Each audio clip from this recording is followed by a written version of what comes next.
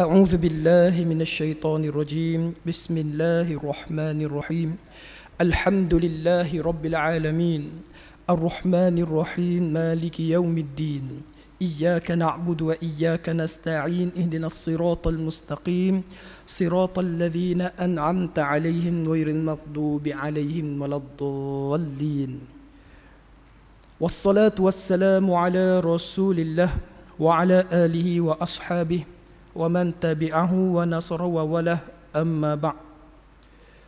Yang dimuliakan Tuan Imam, Tuan Bilal, seluruh jawatan kuasa, muslimin, muslimat, ayah-ayah, ibu-ibu, rahimakumullah. Alhamdulillah, bersyukurlah kita pada Allah Subhanahu wa taala.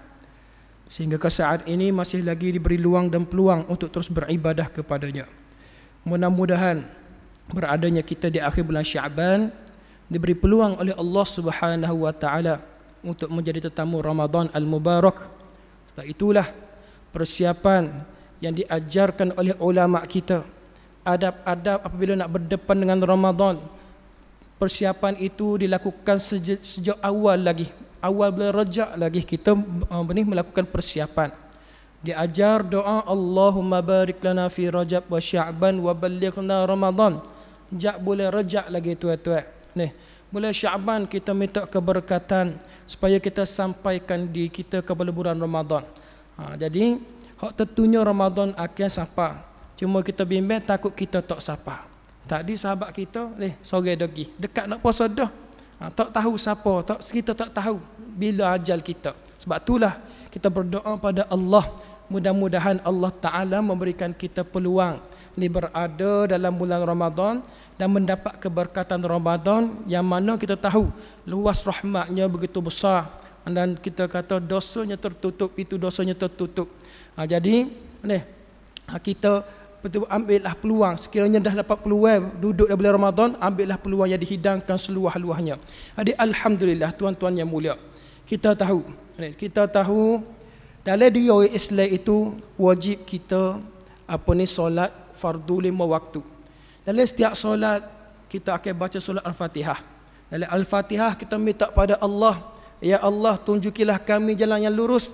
Ya Allah, wilah kami faham agamamu, maksud dia. Kami faham agamamu, berilah kami hidayatuddin, faham agama.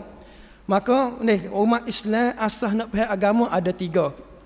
Rukun iman kita belajar akidah, rukun Islam kita belajar bab syariat, rukun ihsan kita belajar tasawuf. 3 asas itu menjadi kekuatan dalam diri orang Islam supaya dalam kita kata nak berdepan dengan ancaman-ancaman masa kini dan masa depan. Ancaman masa kini, ancaman yang cukup bahaya kita sebut dari sudut ancaman akidah. Ia serai bagi dalil. Sebelum ia serai bagi dalil, ia serai dulu bagi luar. Biasanya dulu dalam sejarah dia cuba serai bahagian luar. Sekat orang Islam buat go to go ni. Tapi dia tak mampu sebab orang Islam kau sekat kau nak itu. Lalu dia tukar taktik. Dia serai bahagian luar. Dia main kita kata serangan pemikiran. Akhirnya apabila akidah umat Islam tu sedikit terjejas, tak payah suruh maya, dia akan tak maya sendiri. Tak payah suruh lari puasa, dia akan tinggal puasa sendiri. Akibat umat Islam mula mendengarkan syariat, automatik akhlak umat Islam itu pun kalau lama kau tak comel. Menyebabkan rukun ihsan tadi, tasawuf, akhlak, adab tadi hilang dari diri orang Islam. Sebab itulah tuan-tuan, kita kena pastikan sentiasa dari diri kita 3 perkara ini jadi lengkap. Asas keutamaan, asas kehidupan orang Islam nak hidup zaman ni dan akhir hidup ni dan kita tahu hidup akhir datang, iaitu ni zaman akhir zaman. Jadi alhamdulillah pada pagi ni amun nak bawa satu cerita bagaimana pentingnya untuk diri kita nak menjaga keimanan. Sebab apabila tibanya waktu yang getir, pasti perkara tersebut menjadi suatu yang paling penting. Dan kita rasakan benda itulah yang paling berharga. Syukur ada iman dari kita walaupun sedikit. Sebab bila mari satu saat yang kita bicarakan sebelum ini, iaitu mengenai Dajjal, maka kita amat bimbangi. Dengan qadah iman aku ada ni, adakah aku tetap atas iman landasan iman ataupun aku akan jadi sebahagian daripada pengikut dia? Na'udzubillah min zalik. Kalau lah sebelum mari Dajjal lelah ni pun ujiannya cukup dahsyat. Ni boleh pilih aku ni duk alik mana sebenarnya? 3 perkara tadi ni sebenarnya lagu mana? Musuh Islam yang sentiasa tuju pada 3 poin ini saja. Apabila dia berjaya melemahkan pemikiran umat Islam, hak lain tak payah cara dah. Baik. Di penghujung hari-hari Dajjal. Sebelum ni kita cerita dah bagaimana hal keadaan Dajjal laknatullah, Al-Masih Ad-Dajjal. Di hujung-hujung hari Dajjal, maksudnya nak ngelah dah, nak ngesuk dah. Dajjal nak habis dah dia punya cerita. Dia akan berusaha untuk memasuki kota Madinah Al-Munawwarah. Tetapi seperti mana yang kita sebutkan sebelum ni, dia ditegah daripada memasuki kota ini.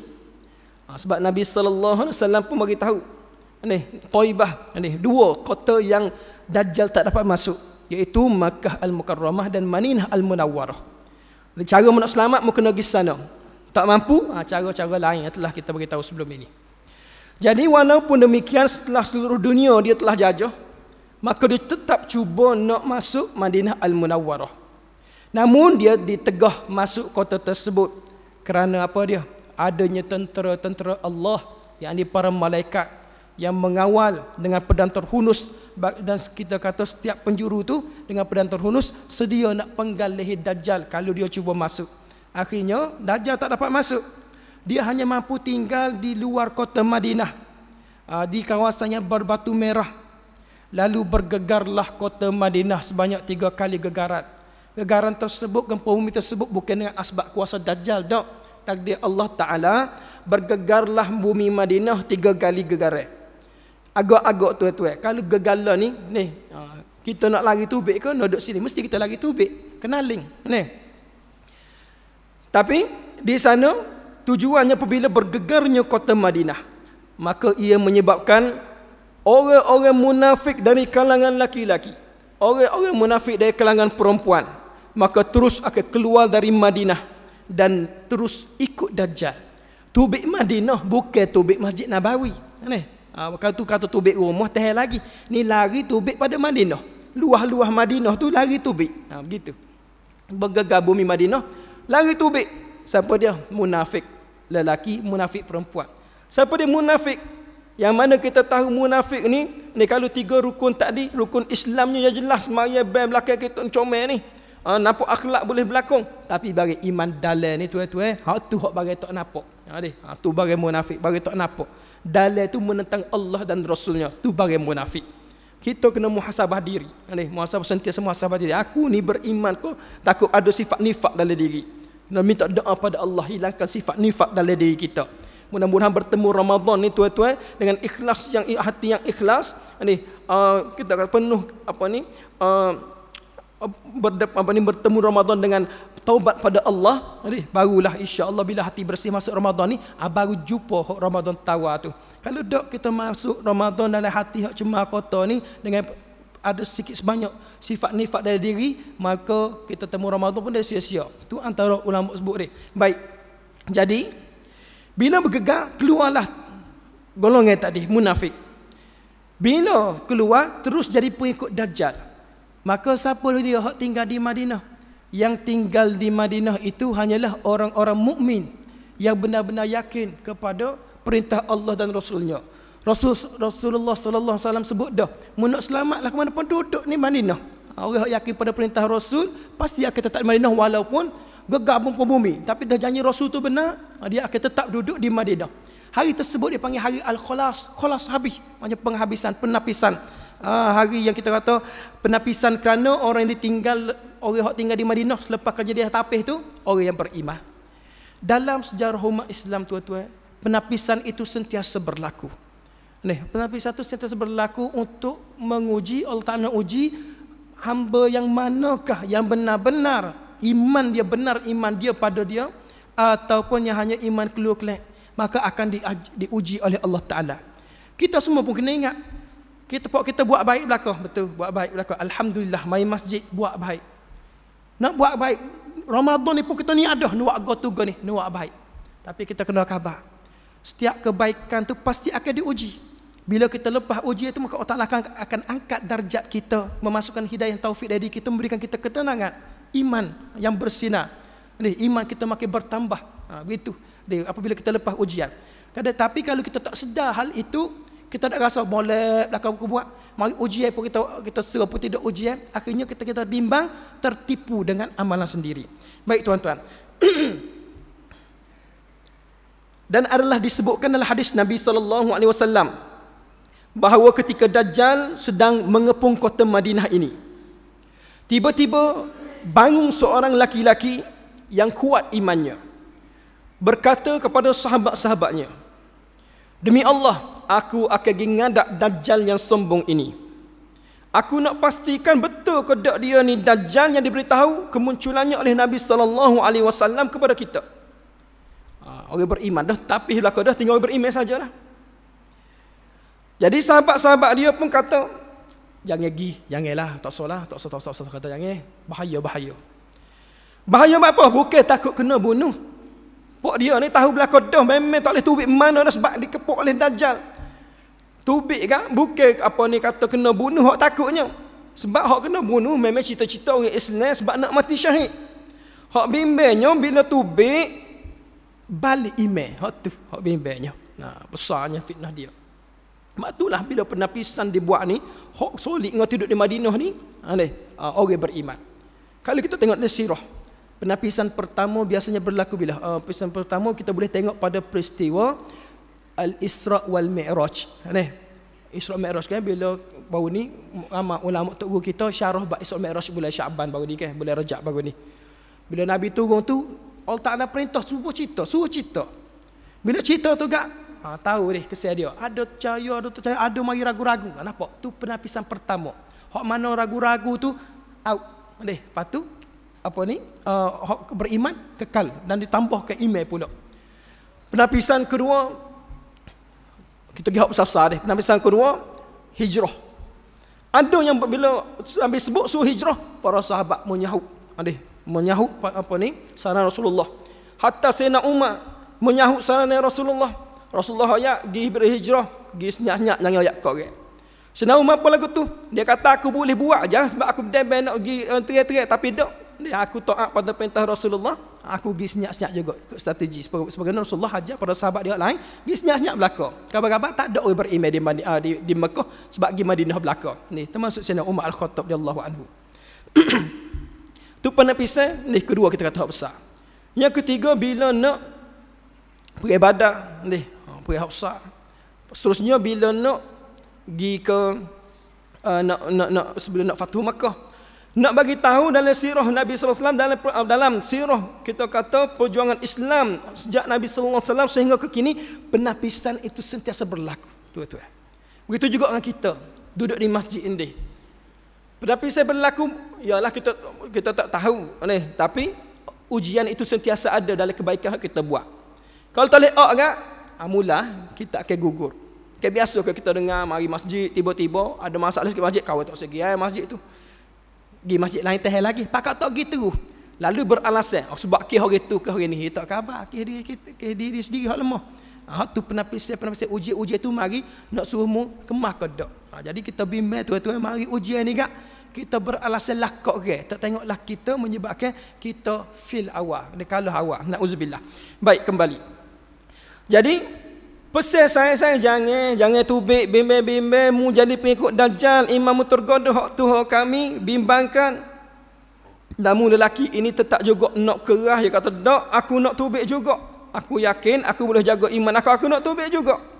Nak pastikan betul ke dak dia ni Dajjal yang dikhabarkan oleh Nabi sallallahu alaihi wasallam yang cukup membahayakan umat nak tengok. Lalu apabila dia sampai ke depan pengawal Dajjal ni bagi presiden lah. Nak jumpa dia ni kena ada pengawal askar ramai. Jadi pengawal Dajjal ni askar tanyalah nak pergi mana. Lalu laki-laki tersebut jawab, aku nak jumpa si belawak besar ni. Bayar ke tuan-tuan. Jadi jumpa pengawal royak lagu tu kau raja dia. Memang cari nyakit dah lah. Nak jumpa pengawal besar ni. Pelawak besar ni yang telah merosakkan keimanan umat. Lalu pengawal Dajjal ni pun heran tanya ke dia, mu tak percaya ke Dajjal tu Tuhan kita? Biasalah orang dia taksub kan, jadi heran apa kawan ni tak percaya ni.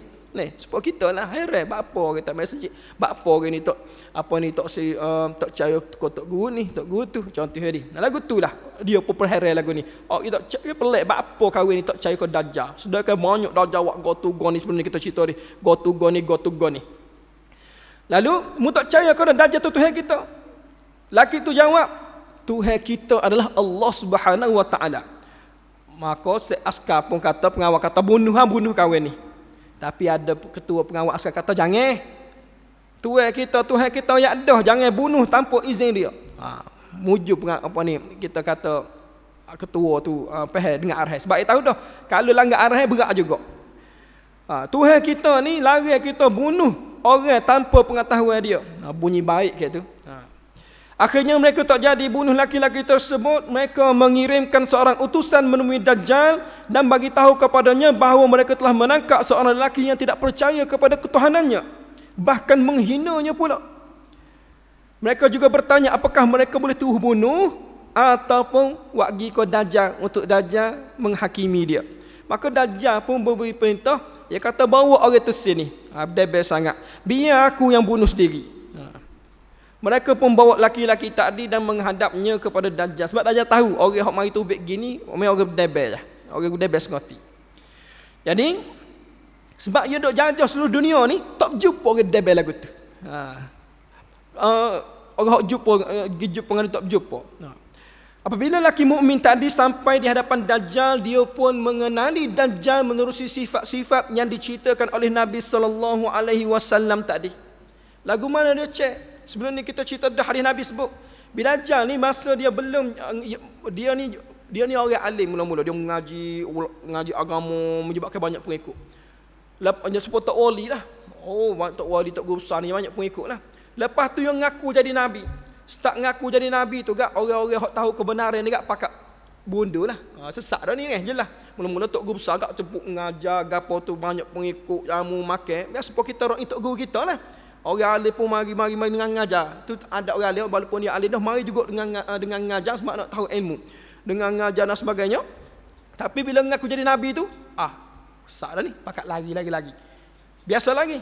Bila ngaku jadi Tuhan, maka di situlah mula terbit tanda-tanda yang apa Rasulullah sebut secara zahir nampak. Gapo dia? Yang pertama mata dia buta sebelah. Ni. Lepas tu mata hak kiri hak nampak pun cacat juga walaupun nampak sebelah. Lepas tu pula atas dahi tertulis kafir.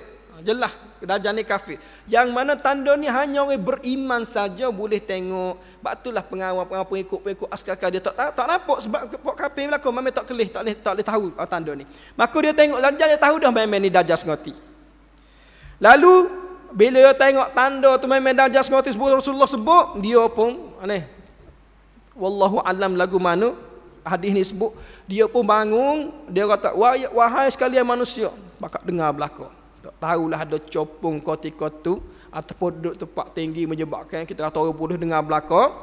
Dia kata inilah Dajjal, pelawak besar, pembohong besar yang pernah disebutkan oleh Nabi SAW.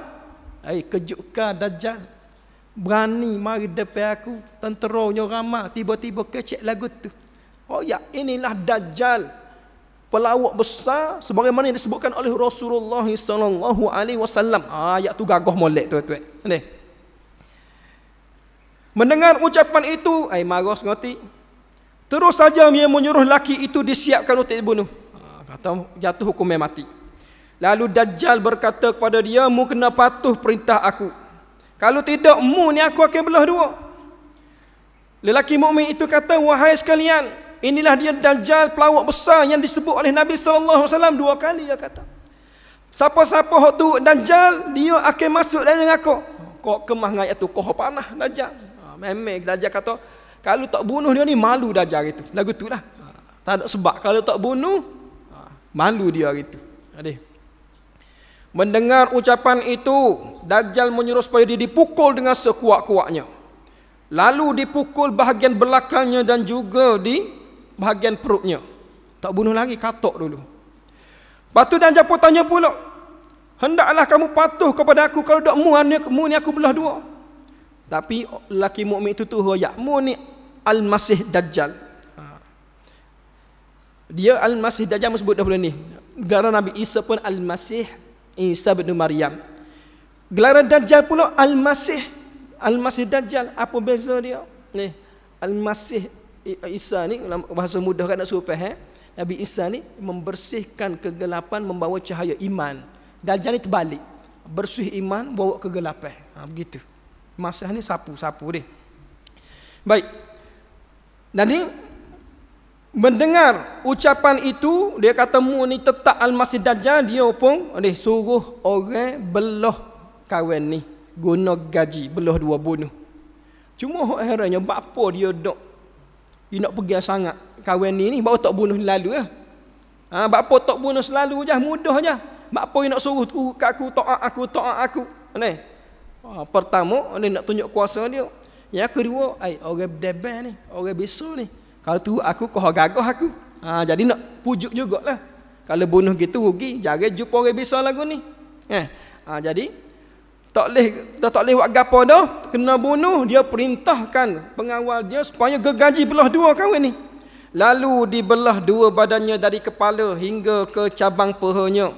Dari riwayat lain, royak terbalik, digantung kepala kaki ke atas, kepala bawah kekeng juga belah gaji dua-dua. Tu bayangkanlah kena gergaji. Gaji dia, kalau gaji gurung-gerang tu gaji tangan. Nampak ganas sikit guna chainsaw. Zom dia. Kan zalim bunyi. Kalau bunuh pacung biasa mati. Tak nampak ganas sangat. Dalam hukum hudud Islam kalau orang muntak pancung. Apa sebab memang cara tu sebenarnya sakit pun dok gapo gitu. Puk mati tak ada gitu. Putus. Tapi dak nak suruh rasa azabnya ya belah terum dia peluh. Lalu digergajilah dari cabang pahanya sehingga ke kepalanya. Apabila badannya sudah terbelah dua, Dajjal pun ambil capuk sebelah badan alik kanan alik kiri so, alik kanan so. Capuk. Selepas itu Dajjal nak tunjuk dia punya terror. Dia pun berjalan dengan sombongnya di antara kedua belah badan lelaki mukmin tadi, lalu berkata kepada para pengikutnya, apa mu kata kalau aku hidup semula lelaki ini? Bukankah mu mengetahui ini aku ni Tuhan kamu? Tentera Dajjal pun jawab, ya, engkau Tuhan kami. Nak suruh yakin. Lalu Dajjal mengambil kedua belahan badan lelaki mukmin tadi, dia pun takut semula, hiduplah mu semula. Lelaki mukmin tadi kelihatan bergerak-gerak dan akhirnya ia hidup semula sama dengan keadaannya seperti sebelum dibunuh oleh Dajjal. Bila pengikut Dajjal kelih kejadian ni, rana agak tua-tua. Kau bertambah iman lah. Sebagaimana Nabi Ibrahim wa idh qala Ibrahim rabbi arini kaifa tuhyil mauta. Apabila Nabi Ibrahim berdoa pada Allah Taala, ayat tanya, ya Allah, lagu mana mu hidup orang mati, makhluk orang mati? Kau ala awalam tu'min? Tuhan jawab, mu tak beriman kau? Nabi Ibrahim jawab, sebab aku nak kemah iman lah, gitu. Dia ayat tu tak ingat dah. Nak kemah iman dari diri aku. Jadi Allah Ta'ala sebut lagu mana? Ambil 4 ekor burung, gitok lepas melih kat gitok di bukit-bukit, mu panggil. Maka panggil itu kat Nabi Ibrahim buat lagu tu, panggil hidup semula burung. Nak buktikan kekuasaan Allah Ta'ala yang menghidupkan dan mematikan. Bertambah yakin. Dan Dajjal ni tiup tu juga. Bila dia buat lagu tu kan, hidup, bertambah iman pengikut Dajjal, kau bertambah terhadap dia. Baik, lepas tu pula Dajjal pun kata pula ke lelaki mukmin tadi. Seolah cari pasal kali kedua. Hak mana dihidupkan kembali. Okey, mu tak percaya lagi kedak aku ni Tuhanmu. Dah aku hidup dah mu ni. Laki tu kata, bila mu hidup aku, kau yakin aku, kau bertambah yakin aku mu ni pelawak besar. Lagu tu. Kau bertambah yakin. Aku kau yakin mu ni pembohong besar dan lo ni siap supuh lagi. Lepas pada ni ngalah membunuh orang. Lepas mu membunuh aku tak ni, mu tak boleh bunuh orang siapa-siapa. Seorang abuk mu tak boleh bunuh. Dia siap supuh lagi Dajjal. Kata lepas pada ni mu tak boleh bunuh orang langsung dah. Bila Dajjal dengar lagu tu, kena supuh lagu tu, Dajjal rasa marah, nak bunuh kali yang kedua. Aku bersumpah mu kena patuh pada aku, Raja kata. Kalau tidak aku akan sembelihmu, aku akan capukmu dalam api. Laki mukmin tu jawab, demi Allah aku tidak akan patuh kepadamu. Mendengarkan perkataan itu, Dajjal turut igak semula, sembelih dia, nak sembelih dia tekuk. Namun Allah Taala telah menjadikan leher lelaki mukmin tadi tembaga yang kerah. Kalau kita tak supo jadikan Iron Man, budak-budak lain kerah nak sembelih, tak boleh, besi saja. Nak sembelih tak boleh, tak luk. Lapisan tembaga yang tebal, maka Dajjal pun tidak dapat menyembelihnya. Dari riwayat lain, Allah Ta'ala menjadikan seluruh badan lelaki ini dibalut dengan tembaga yang tebal, sehingga badannya tidak dapat dilukai oleh apa jua senjata yang Dajjal punya. Dajjal jadi panik. Kenal nekat dah, sudah tak boleh nak bunuh ni. Sebab apa? Kalau tak boleh nak bunuh, Sebab dah lah kawin tu mari tempat dia. Dikeliling oleh tentera ramai. Tiba-tiba nak bunuh ni seorang tak boleh. Ewek ni. Maka akhirnya dia tak boleh nak bunuh, jadi panik, lepas dalam api. Lepas dalam api. Ni semua kisah Nabi Ibrahim, dia lepas dalam api. Lepas dalam api. Orang yang hadir menyangka laki mukmin tadi hangus dah dalam api. Hangus sebab api memang besar, tak boleh nak rapat. Besar-besar sengoti. Tapi sebenarnya dia dilemparkan ke dalam syurga Allah Subhanahu Wa Taala. Tu Nabi bagi tahu. Jadi setelah menceritakan kejadian ini, Nabi SAW lalu bersabda, lelaki tadi, kedudukan dia dengan aku adalah paling hampir sekali di hari kiamat. Dan dia akan diberikan pahala mati syahid yang paling besar sekali di sisi Allah Subhanahu Wa Taala. Sebab itulah Nabi SAW ada bersabda, afdalul jihad kalimatul haq inda sultani jair. Jihad yang paling afdal, paling promen, paling besar, meroyak benar-benar terhadap pemerintah yang zalim. Dahsyat. Kalau kita tadi seolah-olah kau Dajjal tu memanglah jelas dah zalim dia, kita tak berani dulu lagi. Tapi ni hak hidup lele ni tuan-tuan. Bagaimana hal keadaan Nabi ayat dah gambar itu. Kalimah apa ni, afdal jihad ni sebut kalimah hak terhadap penguasa yang zalim. Sebab apa? Sebab tahu dah berat nak ayat benar ni, nak tegur orang atas ni berat. Tebing royak, tebing tegur lagu mana? Semua tahu nyakit ni. Nyakit ni. Tebing tegur orang atas lagu mana agak-agak tuan-tuan ni. Kerja kena cak kau tukar kau gini lah macam-macam. Kalau tak kena atas kita kau, kena atas anak-anak kita dan sebagainya. Seolah orang kata, mu tak mikir kau tak, kalau tak mikir diri mu mikir kau anak-anakmu. Nampak ugutan dunia hari ni kan? Tu Rasulullah bagi tahu. Menurut Imam Al-Bazzanji, beliau mengatakan, siapakah lelaki tersebut? Lelaki tersebut adalah Nabi Khidir alaihi salam. Itu mengikut Imam Al-Bazzanji. Kalau dalam ulama lain tak ada ayat laki mukmin, istilah laki mukmin, sebab dalam hadis sebut laki mukmin. Tu memang Bazzanji sebut itulah Nabi Khidir alaihi salam. Seperti Nabi Khidir alaihi salam kita tahu beliau merupakan seorang nabi, dan ada yang mengatakan beliau itu adalah seorang wali. Dan diriwayatkan daripada Ibn Abbas radhiyallahu anhuma bahawa Khidir adalah seorang yang diberi tempoh hidup lama sehingga beliau akan mendustakan Dajjal di akhir zaman nanti. Lepas tu Imam Bazzanji kata kawan ini Nabi Khidir. Jadi setelah kejadian itu, bila berlaku kejadian tadi, Dajjal rasa ganuh, rasa malu kat Allah tuan-tuan. Malu kat Allah lah dah depan pengikut ramai. Walaupun pengikut lain tak nampak kawan itu mati, duduk dalam api. Tapi Dajjal malu dah. Sebab apa? Pertama, sebab dia tak mampu nak bunuh orang mukmin tadi. Yang kedua, ada dah di kalangan pengikut dia mula meragui ketuhanan dia. Sudah. Mula meragui ketuhanan dia. Sebab apa? Ramai orang pakat kelih Dajjal tak dapat bunuh lelaki tadi. Dan sejak kena sumpah lagi, mulai saat itu Dajjal tak boleh nak bunuh orang lain. Dengan erti kata lain, kuasa dia tu kau kurang. Jadi kuasa dia, kesaktian dia tu kau kurang. Yang tinggal hanyalah saat-saat terakhir sebelum dia dibunuh oleh Nabi Isa alaihissalam. Oleh kerana dia tahu dah kuasa kau kurang, sakti kau kurang, dia derah-derah lari ke Baitul Maqdis Palestin. Dan cuba nak operasi sana pula. Tu pergi lari ke Palestin, nak cuba nak serang sana pula. Sebab di sana ada siapa dia? Kita cerita pada ni. Jadi bila dia lari tu barulah orang pengikut tak rasa sangat. Dia bukan sebut lari. Ni strategi kita. Pada kita mari pula, kita gagah dulu. Sebab di Palestin ada orang memberontak, kita pergi sana dululah. Pada kita mari pula. Maka pergi Palestin, pergi Baitul Maqdis. Siapa dia ada sana? Imam Mahdi dan tenteranya tengah bertahan di sana. Bertahan di sana Imam Mahdi dan tentera dia. Di awal itu kita cerita dah bagaimana Imam Mahdi tu dah telah muncul. Setelah Dajjal gagal memasuki kota Madinah Al-Munawwarah dan kesaktiannya juga mulai berkurangan, dia cepat-cepat lari melarikan diri supaya kekurangannya tidak dapat dikesan oleh orang yang banyak. Dajjal cuba memberikan perhatiannya untuk nak kepung tentera Imam Mahdi yang berpusat di Baitul Maqdis pada ketika itu. Jadi sebagaimana yang kita sebutkan sebelum ni, kemunculan Dajjal dalam dunia Islam akan diuji oleh Allah Ta'ala dengan kemarau sepanjang 3 tahun berturut-turut. Maka sudah tentu kemarau ini akan menyebabkan kekurangan makanan dan keperluan hidup. Itu ujian. Bila kemara agak, kalau tubik rumah, jumpa Dajjal, nanya acur iman. Tapi ujiannya cukup-cukup dahsyat, tekanan. Sebab itulah ulama kata, kalau tengok dengar cerita, kita tak hadis ke zaman hadis gaib ni kan. Kita jala kodok, tapi sebab kita beriman dengan sabda Rasulullah, kita percaya. Cuma latihan awalnya Allah Ta'ala tertuduh mana apabila masuknya Ramadan, bulan penuh keberkatan, antara amal yang afdal sekali di bulan Ramadan, puasa lah. Kita sebut bulan puasa. Bulan puasa tu nak ajar kita apa dia? Dengan puasa, berlapar.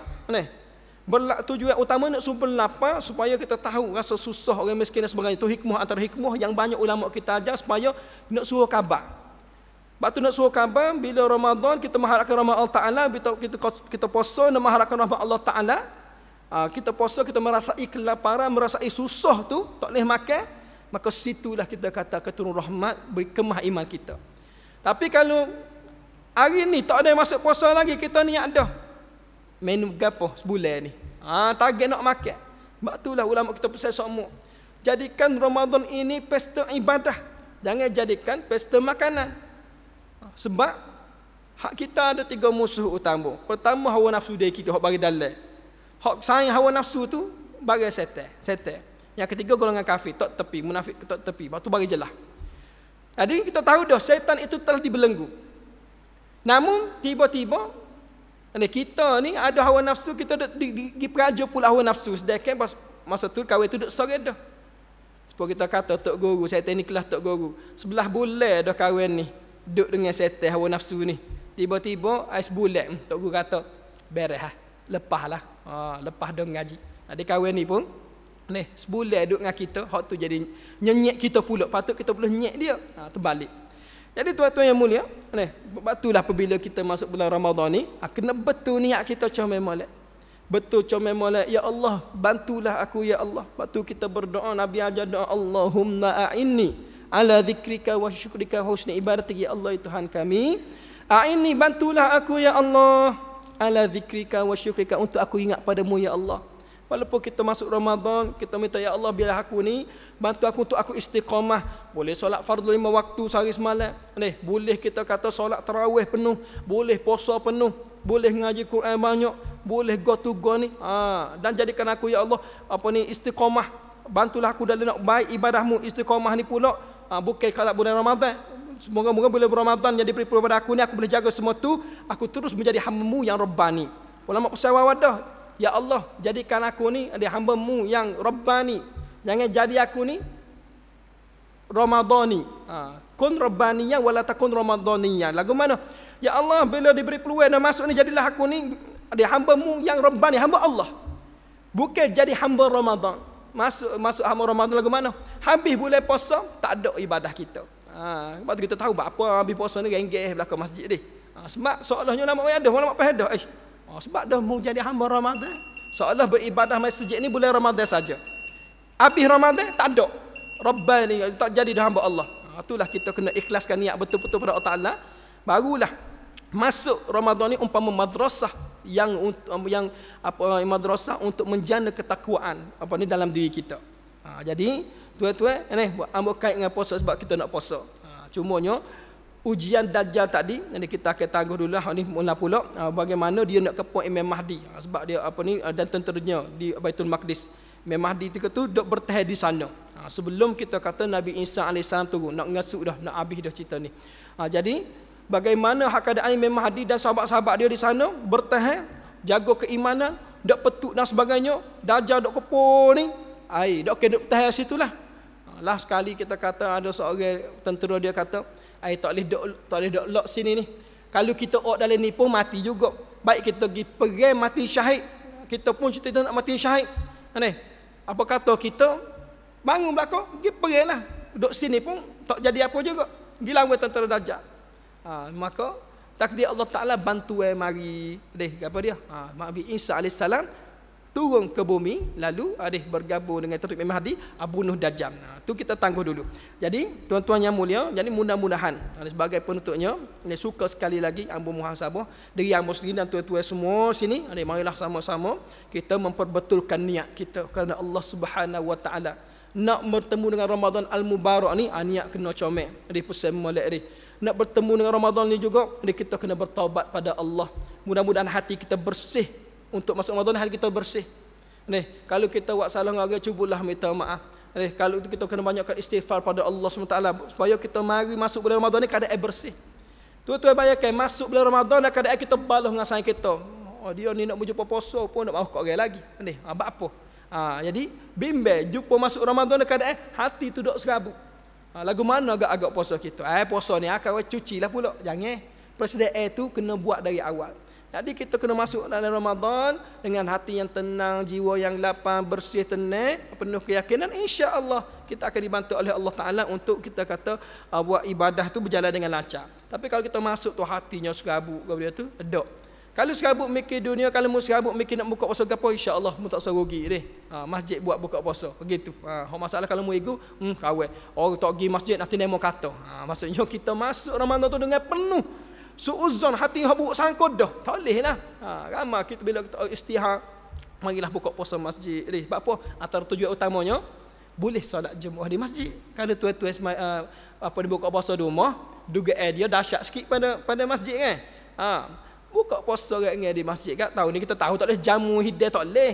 Esok pergi lagu tu, paling kurang makan kurma 2-3 butir kan. Dia minum air masuk. Memelah tak ilai, tak kenyang, tapi lapar kodok. Alhamdulillah.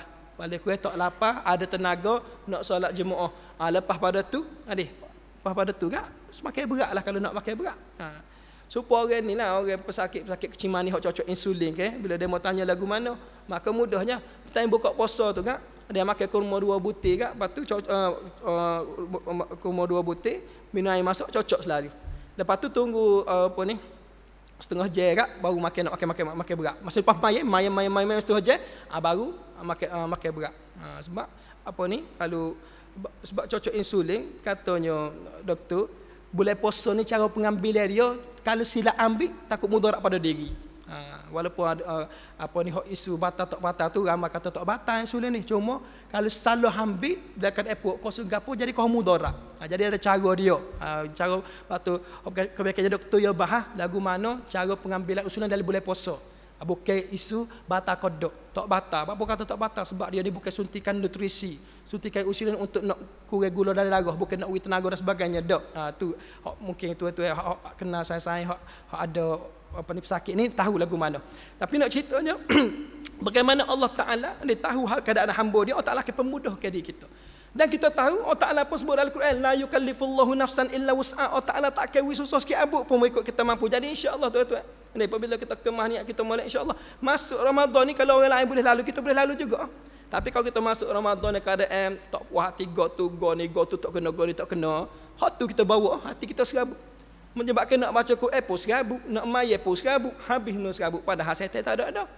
Nafsu kita pula menguasai iman kita, tak boleh nak niat langsung. Itulah kita bimbangkan. Sebab tu ulama bila sebut Ramadan ni, dia ajar kita buatlah persiapan awal supaya mu tak menyesal. Niatnya ikhlas. Waktu persiapan awal disuruh lagi sejak bulan Rajab, bulan Syaban. Walaupun sehari 2 lagi tuan-tuan sehari 2 lagi nak jumpa Ramadan, teruskan buat persiapan. Mudah-mudahan Allah Taala beri kita peluang sekali lagi tahun tahun lepas kita puasa dah, kita tahu lagu mana dahsyatnya tahun lepas. Jadi tahun ni mudah-mudahan Allah Taala beri peluang kita boleh mari iktikaf, boleh mari macam-macam buat di rumah Allah Taala, sebab kita tahu kelebihan berada di masjid terutama bulan Ramadan. Kalau jadi kena istihad PKP sehari 2 ni dok kecek, nak istihad PKP pula, nak istihad PKP, kenalin kita duk masjid kenalin. Bukan dia kata sedap demo tu email beli masjid sama, bunyi sedap demo ayat gitu dia. Padahal letih juga. Bukan mudah tuan-tuan. Kita faham jiwa kita apabila kita ni memang saya ke masjid rumah Allah Taala nak mari sama, bila tak boleh mari ni rasa saya tak boleh puasa dia. Allah boleh puasa tak boleh mari kak. Kita rasa supaya tak puasa dah seolah gitu kecek. Jadi kita harap mudah-mudahan tahun ni kita kata lah nak buat PKP sikit biar boleh. Mudah-mudahan sebab itulah tuan-tuan kita pakak jaga insya-Allah masuk Ramadan tahun ni hati pun comel insya-Allah. So nak marah kita puasa memanglah dia lapar nak marah. Tapi kalau kita ikhlas comel molek insya-Allah kita faham memang pak kita lapar belaka. Tapi benda tu adalah ujian pada Allah Taala dan perintah Allah Taala. Dengan asbab mu puasa mu kau dekat pada aku dengan sebab puasa, ni tujuan dia apa dia? La'allakum tattaqun, makin bertakwamu pada Allah Subhanahu Wa Taala. Jadi amu rasa sekadar tuduh pada pagi yang mulia ini, mudah-mudahan tuan-tuan teruskanlah teruskanlah kita kata kemah diri kita dalam nak bertemu Ramadan ni. Mudah-mudahan Ramadan kali ini Ramadan bukan Ramadan terakhir buat kita. Kita jumpa lagi Ramadan akan datang. Namun ulama besar jadikan Ramadan kena anggap Ramadan terakhir. Baru kita kata Ramadan terdepan bakal aku mati dah. Hari ni kan 10 hari bulan ni ambo tak ada dah, tak mati dah terdepan. Kena anggap Ramadan kali terakhir barulah rasa bersungguh sikit. Barulah rasa bersungguh sikit. Tapi dah rasa tak apa atau ni tak lihat terdepan pula. Soalah jamin kau. Sahabat kita tadi pun baru pergi. Dia pun tak tahu bila ajal dia. Kata dia sakit lama dah, betul sakit lama dah. Apa kalau sakit lama dah pun apa hari ni dia tak ada. Naknya tak tahu ajal kita bila. Jadi teruskan doa pada Allah Subhanahu taala, diberi peluang bertemu Ramadan dan diberi peluang untuk beribadah pada Allah Subhanahu taala dengan sesempurna ibadah. Teruskan berdoa pada Allah Taala, minta gantung harap pada Allah Taala, insya-Allah dan Allah Taala akan bantu kita dalam menjalani ibadah dan menjadi hamba yang terbaik di sisinya. Aku qouli hadza wa astaghfirullahal azim li wa lakum wa billahi taufiq wal hidayah. Assalamualaikum warahmatullahi wabarakatuh. بسم الله الرحمن الرحيم اللهم إنك تعلم أن هذه القلوب قد اجتمعت على محبتك والتقت على طاعتك وتوحدت على دعوتك وتعاهدت على نصرة شريعتك فوثق اللهم رابطتها وأدمدها وحدها سبلها واملأها بنورك الذي لا يخبو واشرح صدورها فيض الإيمان بك وجميل التوكل عليك وأحييها بمعرفتك وأمتها على الشهادة في سبيلك إنك نعم المولى ونعم النصير اللهم آمين وصلى الله على سيدنا محمد وعلى آله وصحبه أجمعين والحمد لله رب العالمين قبل الله منكم.